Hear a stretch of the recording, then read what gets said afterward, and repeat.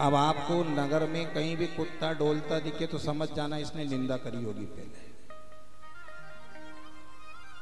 निंदा करना महापाप है। एक बार एक राजा को कोढ़ हो गई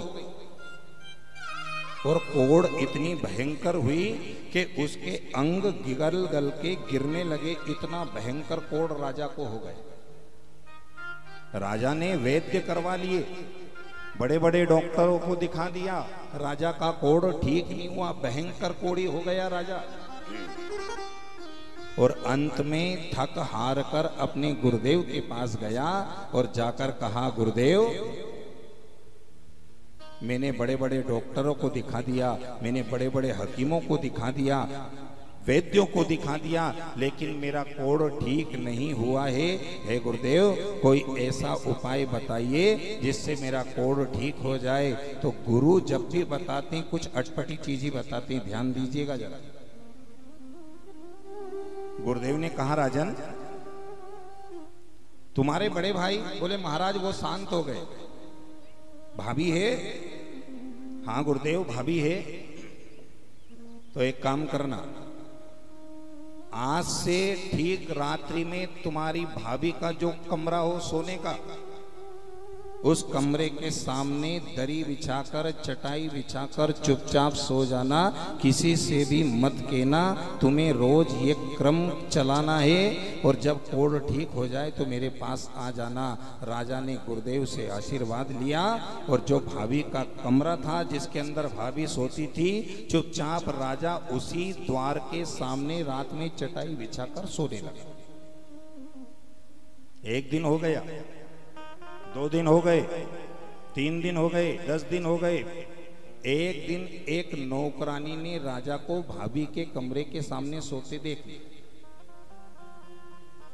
और जब सोते देखा तो उस दासी ने दूसरी दासी से कहा, दूसरी दासी ने तीसरी से कहा, तीसरी ने चौथी, पांचवी, ऐसे करते करते क्या बात फैल गई। देखो राजा कितना बड़ा पापी है कि भैया मर गया तो भाभी के कमरे में सोने लग गया। और देखते ही देखते पूरे नगर में आग की तरह ये बात फैल गई। और जैसे ये बात पूरे नगर में फैली, राजा का कोढ़ धीरे धीरे धीरे धीरे साफ होने लगा, ठीक होने लगा। और मात्र 1 महीने में राजा का पूरा कोढ़ ठीक हो गया। राजा प्रसन्न हो गया और श्रीफल साल लेकर, दक्षिणा लेकर अपने गुरुदेव के चरणों में पहुंचा और गुरुदेव को साल उड़ाया। साल श्रीफल से गुरुदेव को दक्षिणा दी और दंडवत प्रणाम करके कहने लगा, गुरुदेव मैंने बड़े बड़े डॉक्टरों को दिखा दिया, बड़े बड़े हकीमों को दिखा दिया, मैंने बड़े बड़े वैद्यों को दिखा दिया, मेरा कोढ़ ठीक नहीं हुआ। और मात्र गुरुदेव 1 महीने भाभी के कमरे के सामने सो गया और मेरा कोढ़ ठीक हो गया। गुरुदेव ऐसा क्यों? गुरुदेव ने कहा, राजन तुम्हारा पाप बहुत ज्यादा बढ़ गया था और इतना बढ़ गया था, इतना बढ़ गया था, तुम्हारी निंदा मुझे करवानी थी। और जैसे ही नगर में तुम्हारी निंदा होने लगी, तुम्हारी निंदा बढ़ गई तो तुम्हारा जो पाप था निंदा करने वाले लोगों पर थोड़ा थोड़ा बढ़ गया और तुम्हारी कोढ़ ठीक हो गई। इसलिए निंदा से बचिए। यहां जितनी बहुएं बैठी है, सासू माँ की उम्र है 80 वर्ष। वो सासू माँ सुबह 5 बजे जाग जाए,